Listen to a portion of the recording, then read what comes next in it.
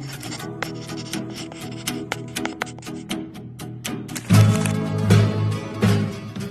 everybody, welcome back to my channel. If you don't know, my name is Destiny and I love to talk about books and read books and anything related to books. Absolutely love them.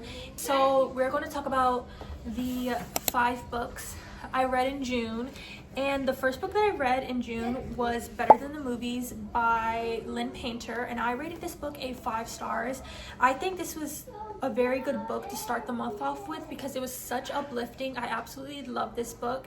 And for a little synopsis, I don't know if I want to read you guys the synopsis or just like tell you, but for like kind of a summary, this book is about Liz. She's just going into her senior year of high school, and one of her, I guess, childhood crushes came back, Michael, and she wants to, I guess, date Michael because also prom is coming up and she wants to go to prom with someone. So she gets into this fake relationship with one of her other childhood best friends, Wiz, and we sort of start to see their relationship descend and feelings come out.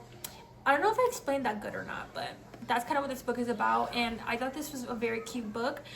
This book is, first off, appropriately hype and worth the hype. I don't know if you guys can see my tabs.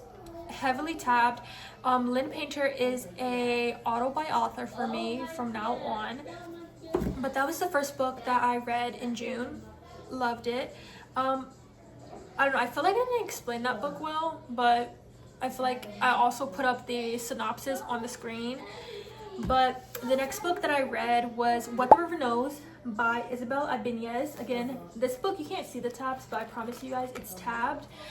This book is a 19th century historical fantasy because it has magic. So it's a 19th century historical fantasy. It is about, how do I say her name? Inez, and she is a wealthy Argentinian, I think that's how you say it, Argentinian heiress. And one day she gets a note from her uncle that her parents has basically vanished and died, and she doesn't know anything about what happened and nobody will tell her. So she travels to Egypt alone to figure out what happened to her parents. And in Egypt she ends up first off finding her uncle, but then she also finds her uncle's assistant who she has a lot of clashings with as they're trying to race to find the tomb of Cleopatra. And there she undiscovers lies, secrets, ancient magic, a lot of political things and very many other things. But this book, I rated it, I think, a 4 stars. I really enjoyed it. It was such a good book. Highly recommend it. And also, if you're going to get this book, it leaves on a cliffhanger, so you have to buy the second book. I learned my lesson and I didn't get the second book, so now I have to wait to get the second book until I go book shopping. The next book that I read in June was Archer's Voice by Mia Sheridan, and I rated this book a 4 stars. Really enjoyed it. It's sad, but it's beautiful. This book follows Bree, who ends up losing her father in a tragic accident, and she moves to this small town in Maine. I don't remember what it's called. Yeah, it's a small town in Maine, and the town is called Pillion. And there she is trying to, I guess, grieve her father, start a new life. She didn't tell anybody where she was going, so she went alone to this small town, Pillion, in Maine. And there she meets a man named Archer who is mute and can't really speak due to a tragic accident that happened to him when he was younger. And we sort of see these two, I guess, get together and try to navigate, first off, their griefs, their emotions, and try to open up to each other. We're seeing them heal. And again, this book is like just so sad. It's like a little bit of found family, which I love. It's sad, it's beautiful. Also, I did not like Archer's brother. I'm not reading his book. I think, yeah, Travis didn't like him. Not reading his book. Just But again, this book is so sad. It's beautiful, but it's sad. At one point I did cry because I feel like because we also get flashbacks of their, I guess, childhood and what they went through. And when we get those flashbacks, they are so emotional and broke my heart. Also, look at the tabs. This book is heavily tabbed. Like, I can show my tabs for days. Now, this was the first negative book of June, which was Things You Never Got Over by Lucy Score. Can't really tell you much of this book because I DNF'd it like halfway. I was tabbing it, DNF'd it, I didn't like it, and I promised myself of 2026 I was going to DNF books more often, and I DNF'd this one. It just wasn't for me. At first, I thought it was really interesting, and then I noticed that I started dreading picking this book up because I was bored. I wasn't interested in it anymore, and I just wanted to get it over with. Honestly, like, I was rushing reading it because I just was done with it. But from what I can tell you, this book follows Natalie, I think that's her name.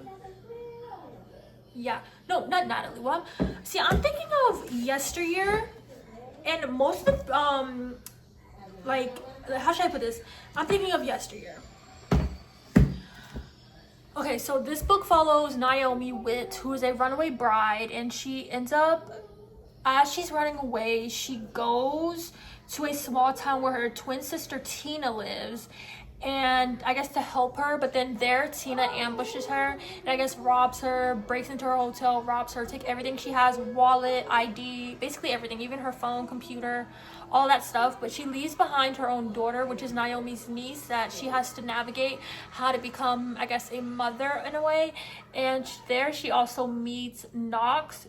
I did not like his character. I thought he was just a jerk. Didn't really like him. And as you can see, like, I don't even want to talk about this book, but Knox, I don't know how to describe him. I guess he like owns a bunch of places. He won a lottery, win a lot of money. But again, I DNF'd this book, didn't like it, was bored. And I'm like was so happy when I DNF'd this book. Moving on, the last book that I read in June, which this one I'm excited to talk about, is Yesteryear by Carol Claire Burke, and this book was a 3.75. I rated it. I really enjoyed this, and I feel like with this book, this is the kind of book where you can hate the main character, but you can still love the book, and that was what happened to me in my case. This book follows Natalie, who is a tradwife influencer, and again, she promotes the tradwife life on the internet, but behind the scenes, it's really nannies, producers, immigrant workers, and all this other stuff keeping it together, because Natalie herself can't keep it together because she has something mentally wrong with her. But one day she wakes up in the year 1800s, and if you know the 1800s, that's really when tradwives were alive, and she wakes up in that year. So now she has to navigate, first off, what happened to her, how she got there, and the fact that she can't really actually handle the tradwife life. And again, annotated this like crazy. I don't know if you can see it, but this again, page turner, crazy. Natalie, I feel like it's like so many things I can say about her. Like, she's crazy, she is narcissist, she's abusive. Her kids, again, now the kids, first off, is the number one victim in this book are the kids. The kids are the ones that are affected the most. But her husband did not like her. Like, you're telling me you went to an Ivy League school, you're smart, and you dropped all of that just to be with a man that you knew for only 3 days and married in 3 days. I think it was 3 or 4 or 5, 6. I don't know how long she knew him, but I know it was only for a little bit of days. And saying you didn't even know this man for a whole month and you married him and then a year later got pregnant. Oh my gosh. Like, I was so over her at that point. But again, the book, good. And I understood the message the author was trying to get across.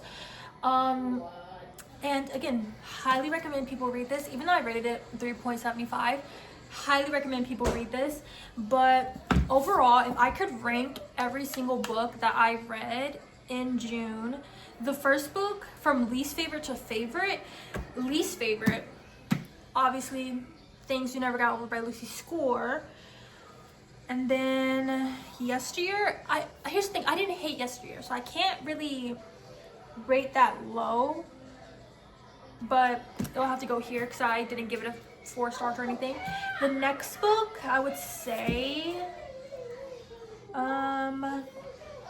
What the River Knows, and then obviously Archer's Voice, and then my most favorite, Better Than the Movies by Lynn Painter. I need to get some more Lynn Painter books, but that is every single 5 books I read in June and what I rated them. And again, thank you so much for watching. If you stay to the end of this video, make sure to like, comment, subscribe, and thank you again for supporting me if you've been here for a while. And see you guys later. Love you.